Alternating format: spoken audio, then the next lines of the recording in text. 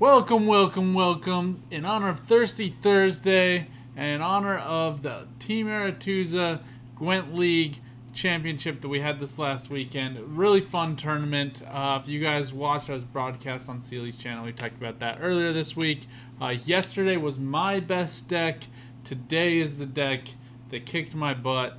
That really got me thinking about, well, does Nilfgaard actually have a chance? And I think it might. So this is KaalBron's Nilfgaard deck. It performed really well. It got some nasty, nasty point value in a very tight 3-card round 3. And he didn't even have to use leader ability that round. So it is an Enslave 5. Again, you get a base Enslave 3, and then it has 8 tactic cards, 1 coup de grace, 2 amnesties, diplomacy, assassination, 2 tourney jousts, and a battle prep. Excuse me. We also have just Magni Division, Morlehem Hunters, Fangs of the Empire, just as cheap cards. Then I really like the Fire Scorpion and Helga combination. If you guys know how I like to run Enslave, it's very similar to this, but Amnesty just makes this wicked good. Menno is really good here as well to get you that tactic deploy, and then coup de grace onto Joachim and or Roderick is just massive point value. So let's jump into a game, show you guys a bit how this could work for you. It does run ball because there are several aristocrats in here, and somehow like this, honestly, I think this was best termed by Slav Squirrel. If you guys are part of the YouTube community or on Discord, you know him as the greatest Nilfgaard devotee. But when he saw this deck, he quoted our good friend from Skellige, "He's a madman." Yeah, I honestly couldn't believe he fit this much into a single deck. So we'll show you guys how it works. I've been pretty pleased with it. Pretty crazy value. The biggest things you have to remember: make sure to keep a couple gold cards in your deck for Roderick. Fifion is nice for Helga protection, but also is really critical to protect Cahir. Against Patricidal Fury, though, Cahir really isn't all that helpful. So instead here, we're going to be looking for some locks. They don't really run very much Purify, if ever. And then the Amnesties with Hefty Helga are really awesome as well. So we do want to keep some of these tactics for Helga.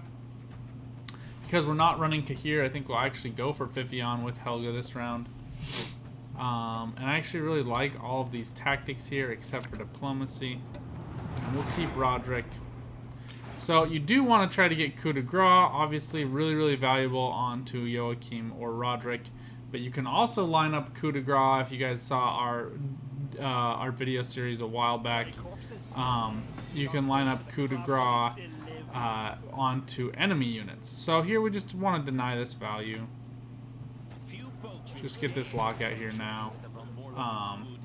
Just frustrates the opponent's play.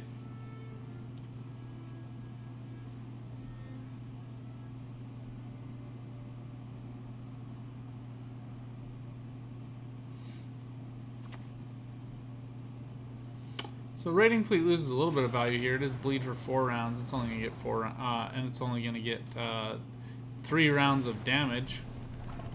So here I actually want to.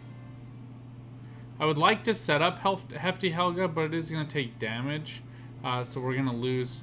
We're going to lose that boost. So what we actually might want to do here, we could use Enslave. We don't have a reset though. But instead, what I'm going to do is just get down Fifion. For those of you who aren't familiar, Hefty Helga is nice to get out before Fifion if you're ever on like Blue Coin, because battle preparation, which Fifion spawns, is a tactic, and so it's going to get you 2 charges into your Hefty Helga. But Fifion also benefits us here to protect Hefty Helga, but is also going to be able to protect Uncrate Longship, which we are going to be able to steal pretty easily here, actually. Okay, Uncrate Greatsword is a great card. We're not going to quite deal with him yet. Although, actually, I'm going to steal him right now. Typically, I would wait for the steals to a later turn, but this way, Enslave is really powerful against Nilfgaard because they are not going to have him in Graveyard anymore. So Nilfgaard relies either on Great Sword as a good play with Hjalmar for 10 points of damage in a later round, or to come back alive with a to be brought back to life with Harald on Crate.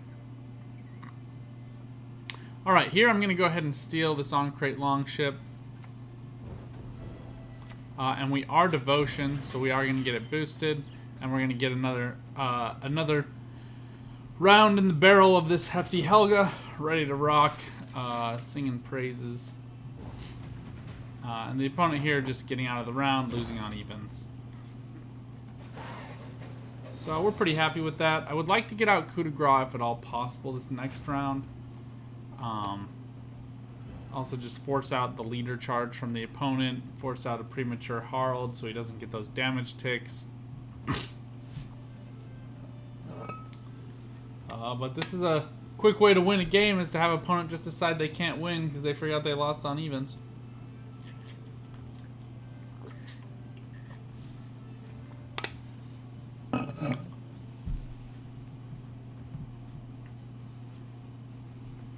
But personally, this relieves a little bit of stress on me.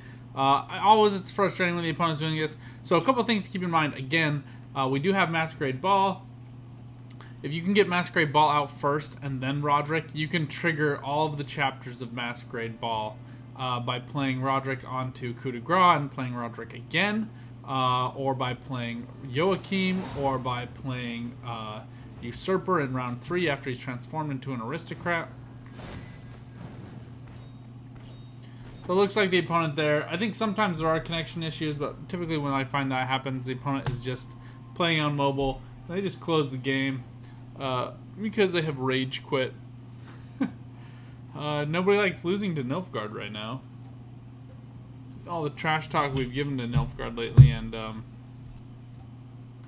this deck actually performing quite well. As I said, I've been really pleased at how this deck had performed against me. Really just kicked my butt. Had no excuses for it either. But it is a quite fun deck to play. Be jumping into a game here shortly. Show you guys some more gameplay. A couple other things to just keep in mind. You do have a lot of 4 provision cost cards like Magnetic Vision, Fangs of the Empire. You just have to be a little bit cautious with those. But if you're as tired of seeing Patricidal Fury as I am, this is actually a decent tech deck against it. Although I would just say again, here is not super useful except for potentially against like a dagger. But that's not the greatest play in the book. So we do have Double Fangs and we have Vincent here. So we're going to put back Battle Prep. Usurper Officer is just not very good this round at all. And then we'll put back Attorney Joust. So Hefty Helga is not as helpful here because we don't really have that many tactics. We can wait for a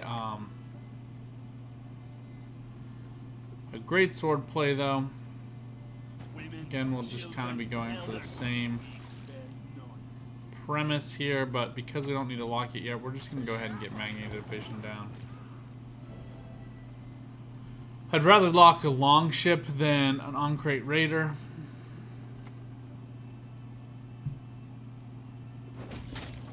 But if he's just going to let this sit, we'll take care of that. Toot, sweet, and forthwith.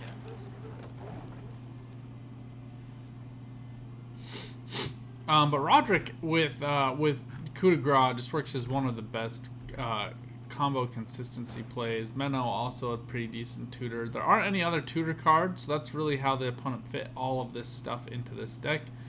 You do risk losing some consistency with draws, but, you know, it's not too bad.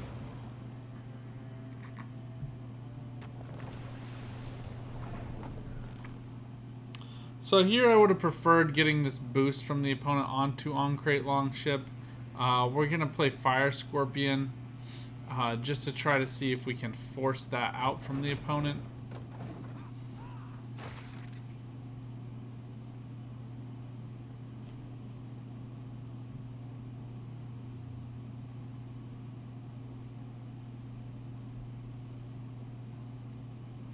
we can force that play, then we can have a much larger unit for Fangs of the Empire. So that's really what we're going for here.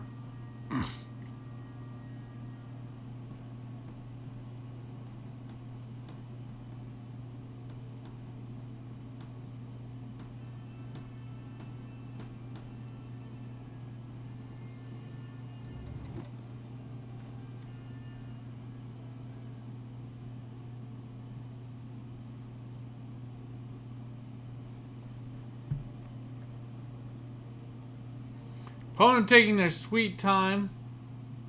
Don't mind the transitions there, folks.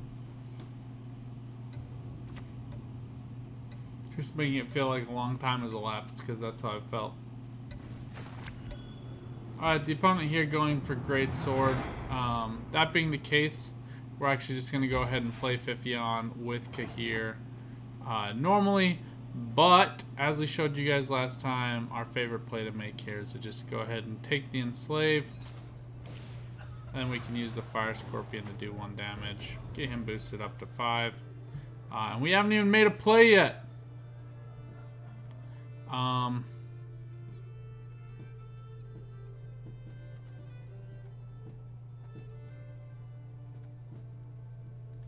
going to go ahead and protect this row. We also get another charge here from the Fire Scorpion.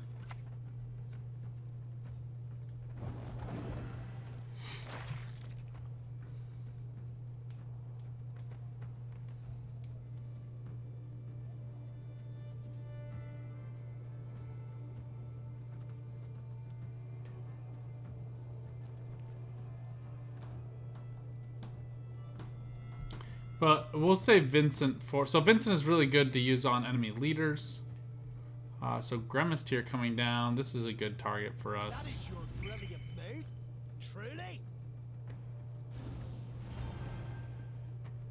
But the Vincent play onto On-Crate Raiders would not be terrible here. Drinking can be hazardous to your health.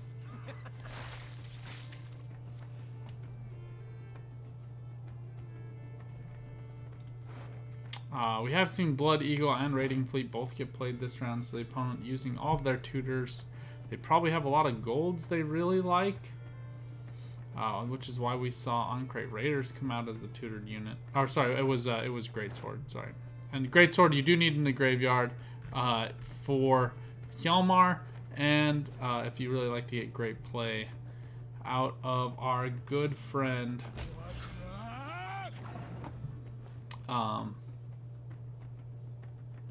Of our good friend Harald on Crate.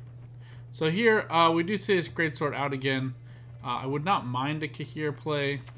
So, one of the weird things about Kahir is he's not going to get any boost unless you see a boosted unit. When a unit heals themselves, it does not count as a boost.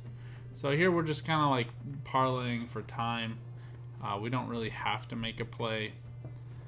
We can go ahead and get out Fangs the Empire to really close this out. Giga Scorpion Decoction coming down for good value for the opponent. I think Great Sword would have been the better choice there.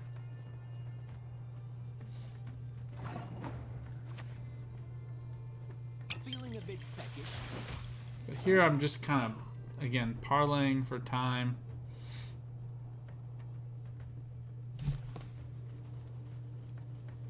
Forcing out as many suboptimal plays from the opponent as possible. That's what Nilfgaard excels at. Now, Hefty Helga will clinch us the win here. Obviously, I'd prefer to use it in a different round.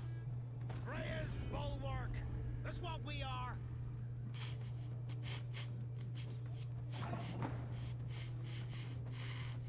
But I think we're done for right now.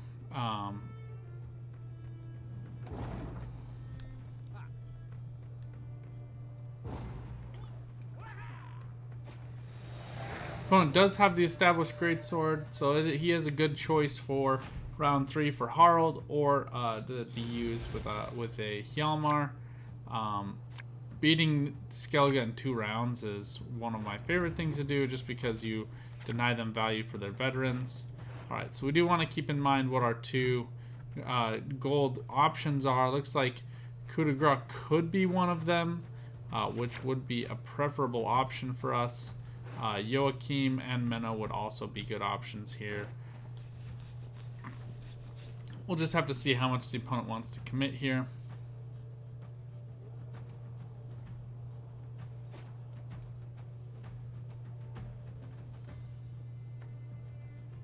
But since they already got out Giga Scorpion Decoction, Hefty Helga can come down. We can just let it sit down here and make decisions with it as time goes on throughout this round. Champion's Charge is obviously problematic with Patricidal Fury, but if we get the opponent to use Patricidal Fury this round, we are going to be quite pleased. Vincent can immediately erase that 11-point unit and get really good value for us. That's a 14-point play. Plus we get the 3 Sirens. Again, those do give Bloodthirst to the opponent, which is why you typically see them played, but they are value on our side of the board. Better than nothing. So Usurper General, we don't get any agents in this deck. It is useful in round 3 as an aristocrat play, but he is just phenomenal tempo, playing for 12 points himself plus the double operatives. So that's a helpful thing we can use. So the opponent does go for Arnulf here. They do go for Champion's Charge, I think. Again, that's instead going for Blood Eagle, taking a guaranteed large unit, and going for Skjordal for 4 points to remove Hefty Helga. So that's a different tactic you can use. Certainly not a bad one. Here we're going to go ahead and get Masquerade Ball out. It is a bit of an overplay in some ways. Well, but we do need some quick tempo and value. We're not going to get quite enough from Usurper General. We can force the opponent down to 10 points, but we'd only be at 6 if we used Vincent right away. You know what? Let's go ahead and do this. This is a little bit better. Then we can just play... Battle Preparation is only going to be 4 points to our side, but we can play Usurper General to overcome any tempo the opponent might play here. So Menno is not an aristocrat, but Joachim is, and Coup de Grace is also going to replay Roderick. So we get a double proc out of on Masquerade Ball with Roderick here. So if the opponent does go for some intense play, Heimdall being a good example of that, we can go ahead and catch up here pretty quickly. So we are going to go for Ball here. I think we'll see the opponent get out of this round pretty quickly here. If not, that would be kind of a misplay on their part. So Heimdall is a nice target here for Roderick. So we're just going to go ahead for Roderick here. Looks like we get Menno as the better option.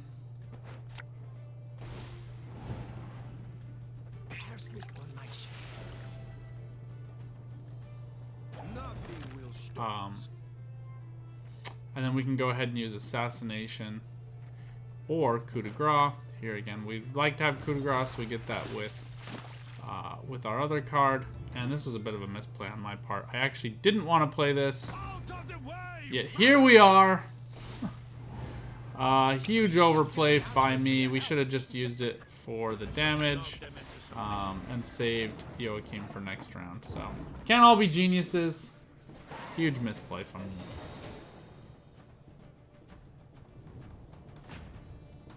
So Coup de Grace no longer useful for us, since we've already used it on a spying unit. Both of our spying units are now out on the other side of the opponent's board, so again, big misplay. Don't do that. You watch this channel so you can see all the things you shouldn't do. Game's struggling a little bit today. Imperial Diplomacy is really not super helpful this game either. So we have lots of ways of punishing the opponent, but missing out here on some of our general point plays and then kind of collapsing the value of our deck just a little bit. So Usurper General is a soldier, so we'll use Battle Prep on him just to get maximum value, and then we can set up value with Amnesty using Tourney Joust and Assassination.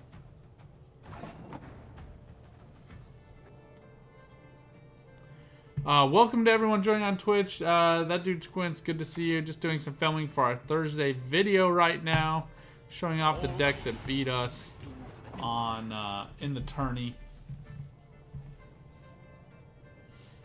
We were able to get out Hemdall. We were able to get out the second usage of Blood Eagle.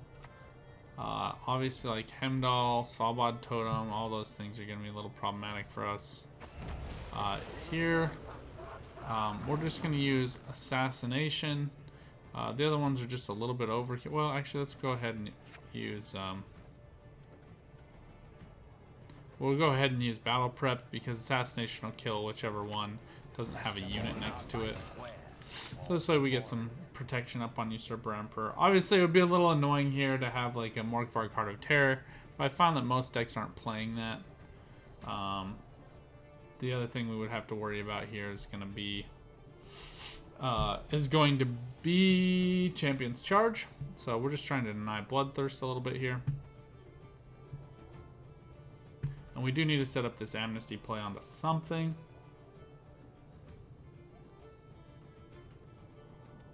So that's the other reason we're kind of making patient choices with Assassination and Tourney Joust. That way we can set up for the greatest value for Amnesty. Alright, there's Harald. Bringing out a Torsic Invader. So a little bit of a strange choice. I think I certainly would have gone for On-Crate Raider for maximum value there. But her being the case, so we're not able to convert it any differently. We're just going to go ahead and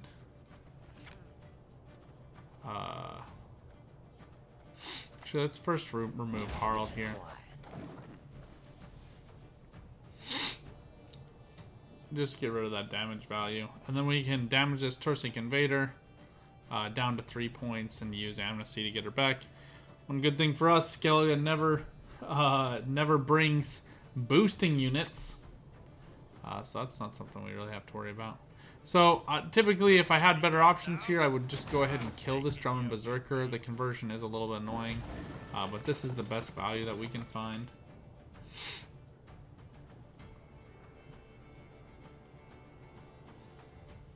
Yeah, I'm doing really well. Thanks for joining that dude Squints. And for those of you on YouTube, always please come join us on Twitch. It's always a good time.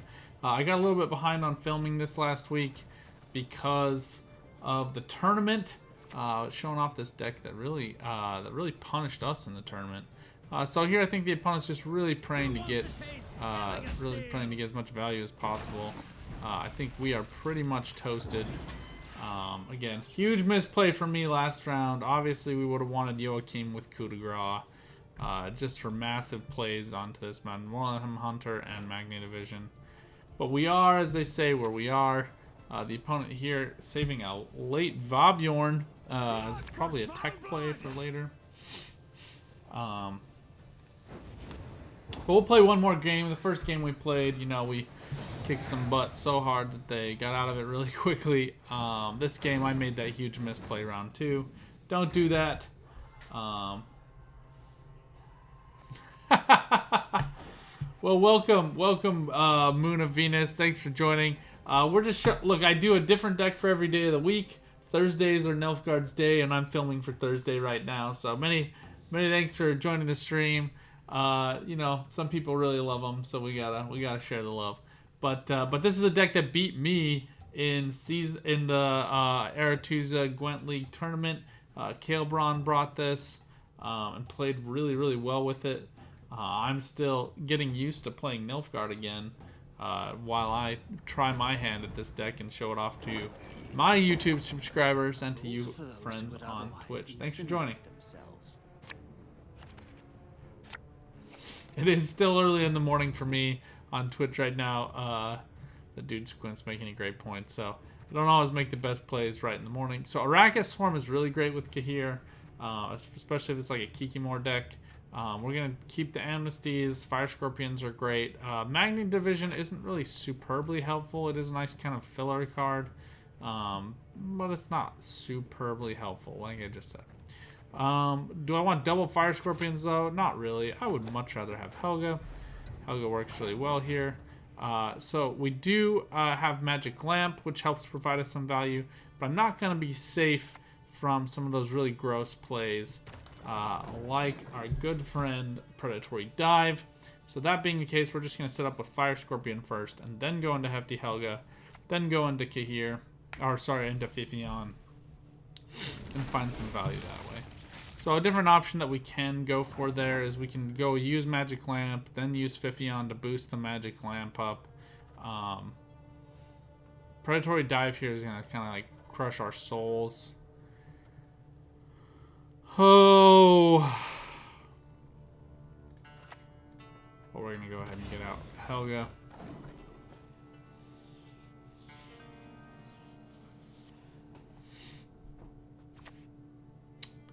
It does crush our souls as predicted, but some days there's only so much you can do about stuff. So a trick here you could have done, like we said, is use Magic Lamp, put out Fifion for 1 point.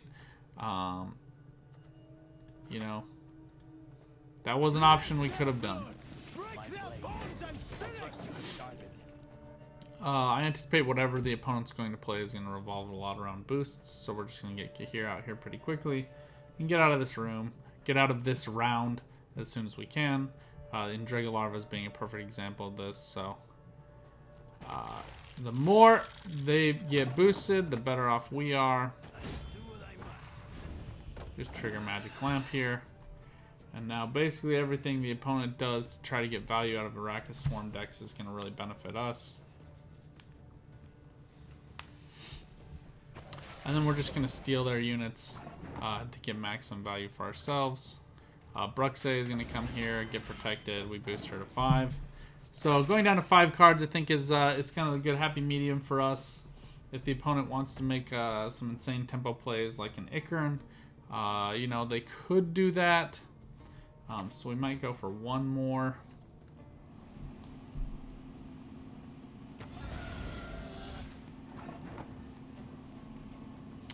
We're just going to go ahead and steal 1 more in Dregalarva.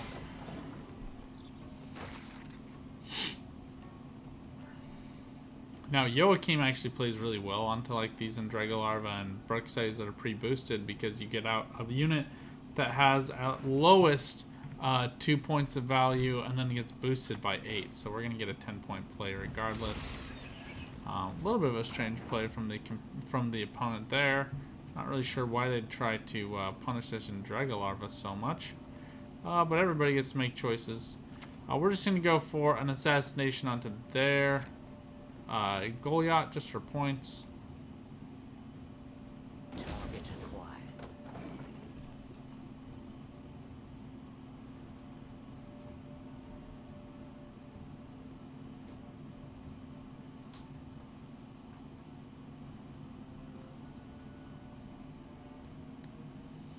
So right now an Ikarin gets the opponent 14 points.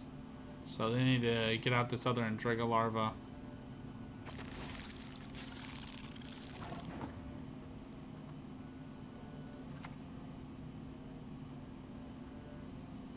We're just playing around the Ikarin a little bit here.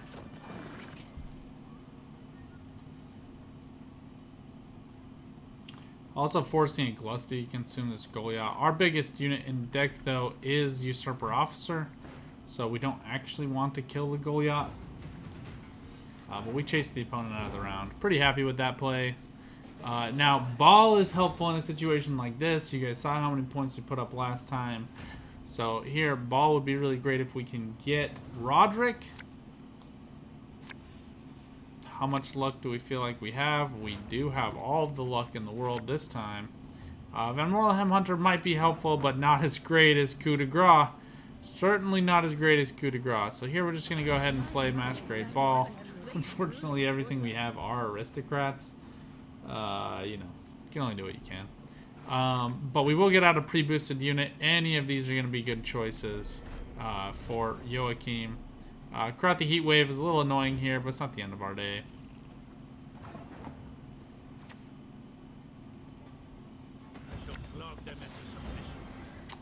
And here we're just going to go for the poison value onto the Joachim. Why not? Also boost up our Thirsty Dame. And now we get to go for a Coup de Grace. We're going to play Joachim again. He's going to get Spying again. That's going to give a boost to Thirsty Dame. So we're pretty happy with this outcome. And we can pretty much just save Roderick to get double plays on Usurper and Menno next round. Pretty easy to do. Here we're actually just going to go ahead and use Vincent to erase this Hyperion Phantom. Just delete the value the opponent set up here.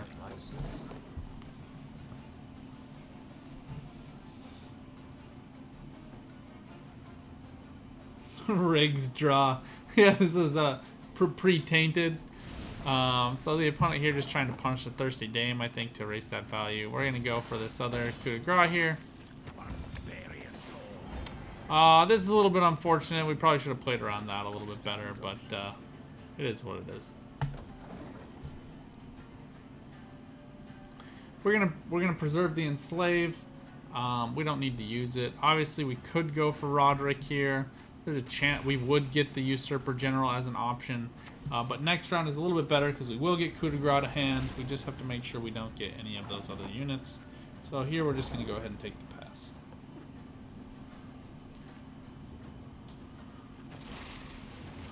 So I think the opponent here trying to go for exact numbers for a Glusty would be my expectation.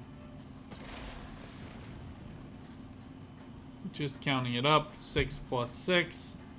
12 points. They do lose 3, so I hate doing the math for Glusty Warp, so they do need to use several of these plays. It might also be a Karen Thier with a Kiki, but looks like it is, as expected, a Glusty Warp. Great play. Just enough points for the opponent. Good value. But it is kind of the big play that they have, especially as kind of tutored out by that leader ability.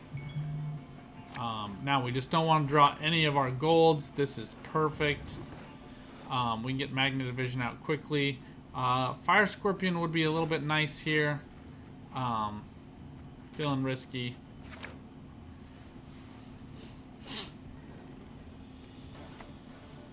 Doesn't really matter where either of the units go. We will want to play out Menno here pretty quickly though. So Oswald going on to a Goliath for 11 points. Nice girthy dude. We want Magni Division out here just so we can get value. Usurper Officer is going to stop the Magni Division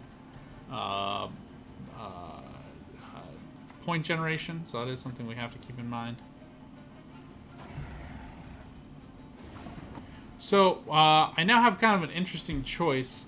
I am going to say the Enslaved here on the Beast actually looks a little bit nicer than the Menno play. Menno is going to play for 8 points, which is really on net 6 points of value, whereas this Beast is going to get a lot higher than 6. So we're actually just going to go ahead and steal that now. We do miss out on the Magni Division points, but we prevent the opponent from using this this value. Parasite was already used. We're playing around Predatory Dive, so this is kind of as good as it gets for us a little bit. And we get 2 choices with Roderick. So the opponent here does get the max value out of Striga.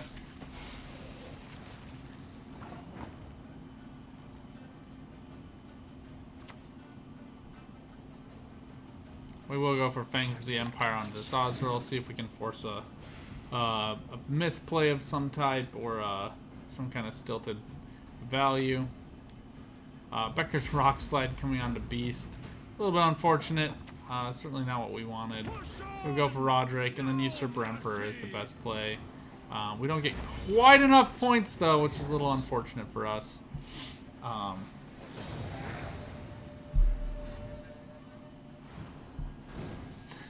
It is what it is. I kidnapped the animal. I don't know how poor the animal was. Obviously, Becker's Rockslide was not the expected card from the opponent, but they were potentially anticipating my exact play. Well, we're going to get into one more game, show you guys how you can actually win with this deck, making better choices with ball. I don't know.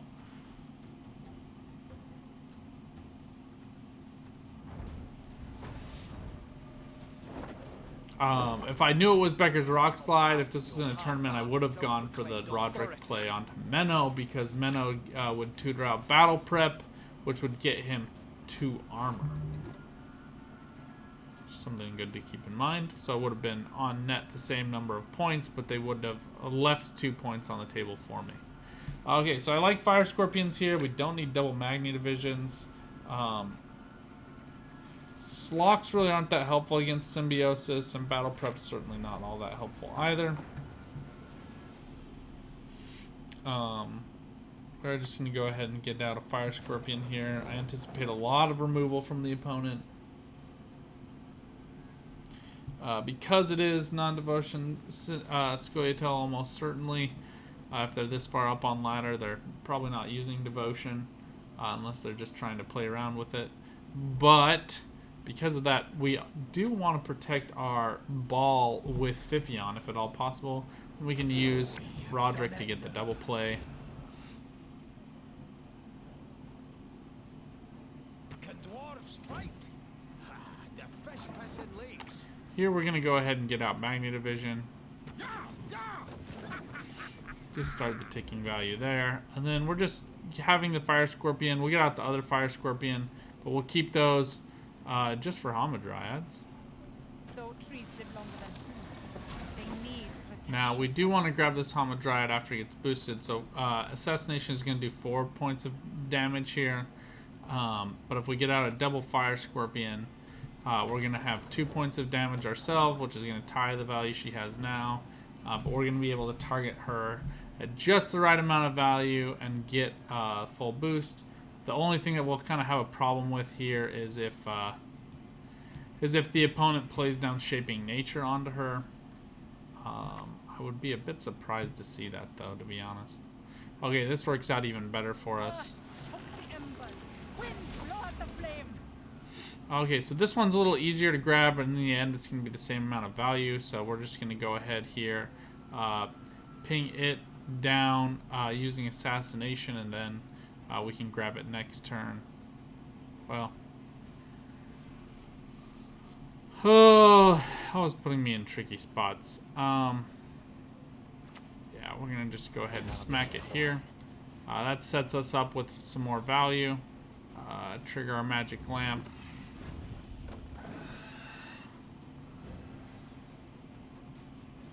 It is going to go up to 4. We do see Shaping Nature come down. Ugh. Okay. Well, this is the point of the game where you give up. No, I'm just kidding. So if we can go ahead and grab this Hamadryad, we have a chance of getting some more value that way. So we're going to go ahead and pull an Amnesty onto this Wandering Treant. And then we can go ahead and ping this Hamadryad all the way down to 3 points as well. We do have Imperial Diplomacy as an option for us here too. But we'll ping down this Mahaka Marauder just so we can preserve that value. Enslave would have also been a great option.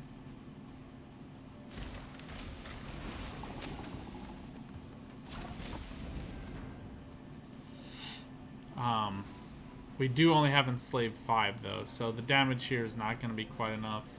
I don't think we're going to be able to catch up, and that's just fine. I do miss Kahir here. Kahir would have been really nice.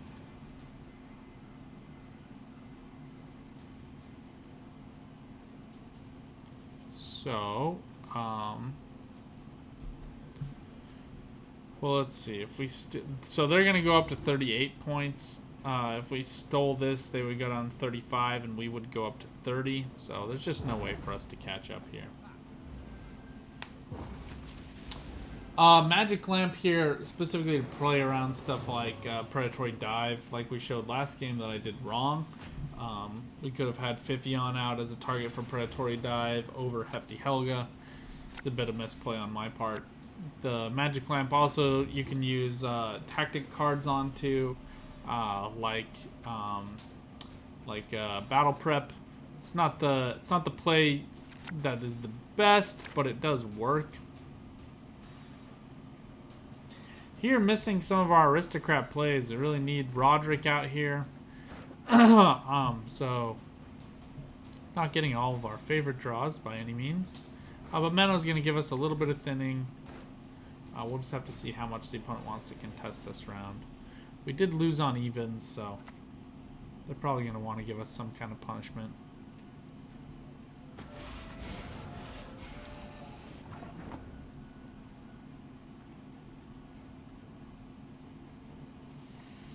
One of the biggest unfortunate things for us, we really don't have enough aristocrats to trigger all the stages of Masquerade Ball.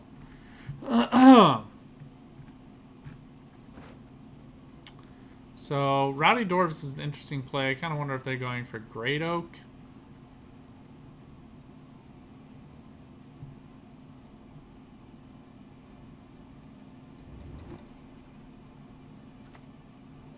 Here we're going to go for Menno onto a battle prep.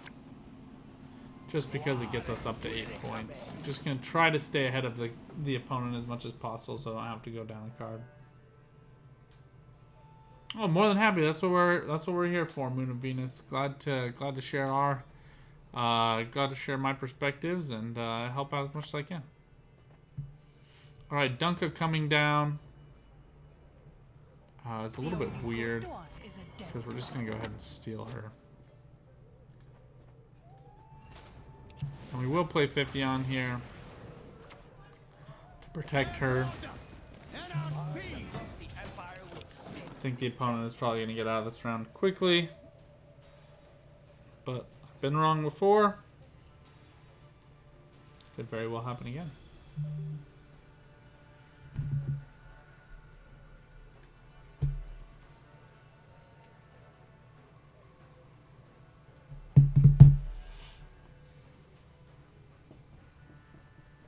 So I do think personally that this deck is really good in tourney play where you get to see what the opponent has and precisely use your amnesties to pull their stuff over. It also has a bit of a learning curve as I have exhibited here with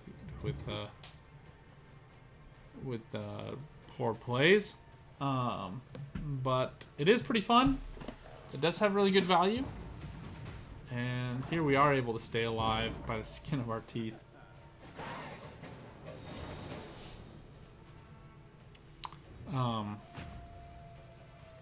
Happy to see that we're able to get out of this pinch spot.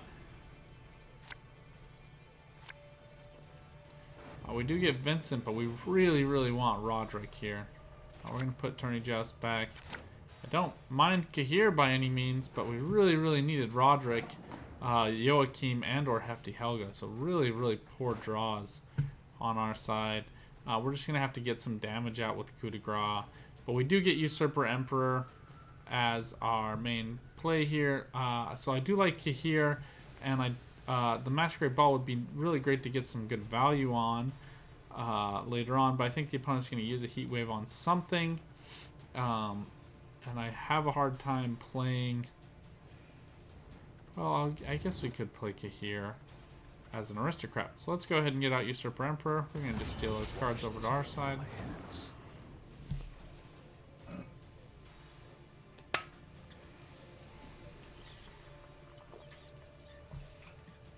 Kahir is an Aristocrat, so we can now trigger both parts of our scenario. Whenever I play an agent, he's going to boost himself by 1, as we've seen already, though we don't really have any agents. Except for Fangs of the Empire. This is a little strange. See Triad's Caress come out as the chosen card. There were no Nature's Rebukes played, so the opponent here kind of being forced to use that. I don't have a hard time imagining that was the intended play. I'd like to have them like some kind of passive point generation going on before I get down Kahir, but obviously the first thing we need to focus on is Masquerade Ball. Let's dance till the sun sings its morning song. Now he does get boosted by 2 for both of the Fangs of the Empire that we get to play if we get that far. Heat Wave was the anticipated play.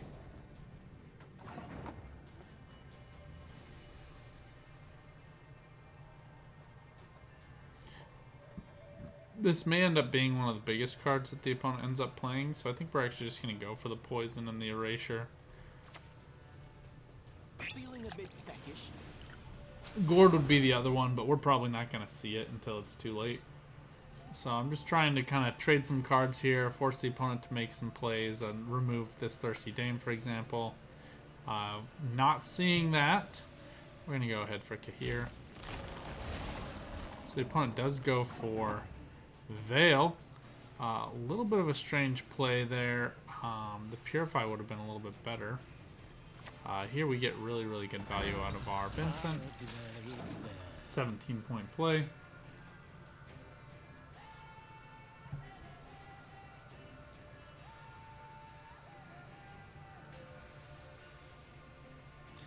Playing around poisons and fed a mean nasty. So we just need to get down to Kahir before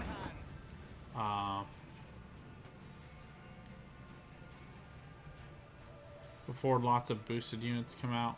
I do want to make sure I'm getting value from my Amnesty, and if I can, Coup de Grace would be helpful as well.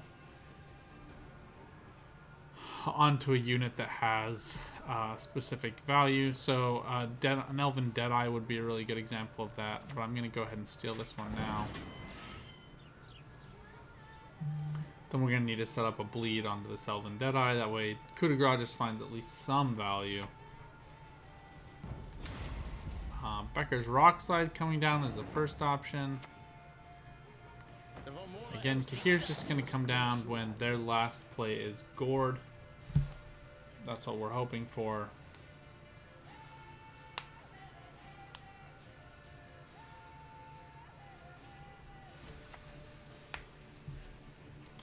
There's the Rebuke. Now there should be one more Rebuke, potentially. We're just going to go ahead and... actually, let's set up a bleed here onto Elios. We just have to get the death blow. It doesn't really matter at what point it is. I mean, they could boost up this Elven Deadeye. That is possible.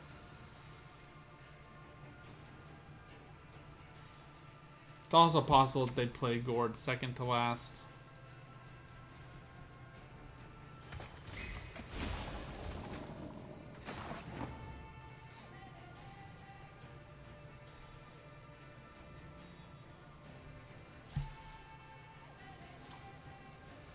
Oh, if Gord is played second to last, we're kind of hosed. But if we lose Kahir, we are hosed either way, so this seems like a good second best play. The good thing is if this is a Nature's Rebuke, it's going to come down against 4 points of value there as a removal to get the 2 boosts, so only 6 points of play. Ooh, Tempering. Would have been nice to get Kahir out before that. But I'm betting a lot of money. This next card is Gord. And Gord is only a 3-point card. So, this is how you beat a Gord deck. We'll wait to see what the last play is. But I'm betting a lot of money it's a Gord play. So, see Neuromancy come out.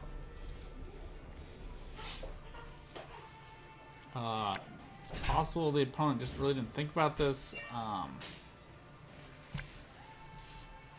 Isengrim's to get Fauve.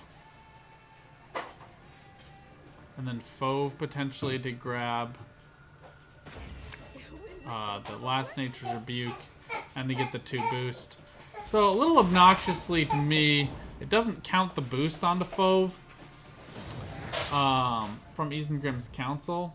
I'm not sure. I think that we could use a little bit more clarity on those plays. But thank you guys so much for joining. We won the first game and then we lost 3 more. That's how it goes. Like I said, personally, I wouldn't take Nilfgaard onto ladder. I still stick by that. But this deck beat me in Eternity. Until next time, good luck on the path. Get out there and keep on Gwenting.